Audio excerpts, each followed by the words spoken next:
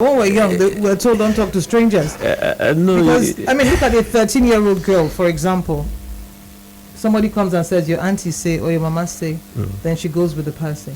It's still the failure. I said it becomes a burden in the house. What were you telling the children before then? People no longer have time with their children to give them the proper training that they're supposed to have. Now, the security training, like the people in the feeder also, they talk of the surgery and the whatever issue. But then the security issue, as you're going, see, this is what you should do. Give them security talks and order, but because we see them as body, anytime they come close to us, we scare them away, so they don't know nothing.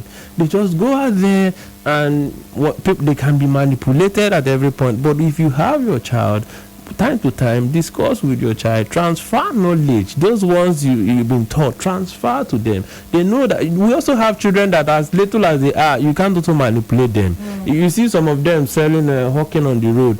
You can see even a 5-year-old, you can't manipulate him. He tells you. In fact, I went to buy something yesterday in my tray around where they sell building material, and I saw a very small boy. He was the one. They've started grooming him already. And what in fact, he was selling it higher than even before I called the boss. He didn't know that I know the boss. So I was so impressed. And the way he was talking. So at point, you train them based on what you want them to be. So if you can't afford those things, you have one-on-one talk with your children.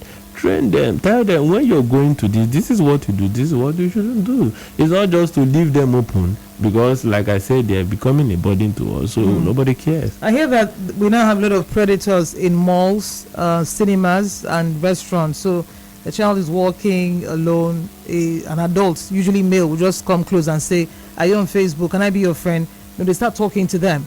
Definitely. I was coming back last week, Saturday, just last week Saturday, and I was at the airport in Lagos. I saw a girl of about 10 to 12 years. So she was just beside me while we're going for boarding and all of that. So I just opened up discussion with her. I said, where are you going to? She said she's going to Port Harcourt. I said, where do you live in Port Harcourt? She was actually coming from school anyway. They live in Port Harcourt. She said, yeah. I said, where do you live in Port Harcourt? We opened up. You every information. She gave me point one to Z. My goodness. You would think that a child that the parents can afford a flight for should know better than that. Gave me all the information. Inside me, I was just smiling. If you're a pedophile, then she's gone. Even when we got to in fact, she became my friend. When we got to the airport, even when we entered the airport, we're still just laughing, chatting with her. I was asking her, is your parents, but this is how our house is this in Abuloma and all of that. So she gave me all of this information. Now, what are we saying?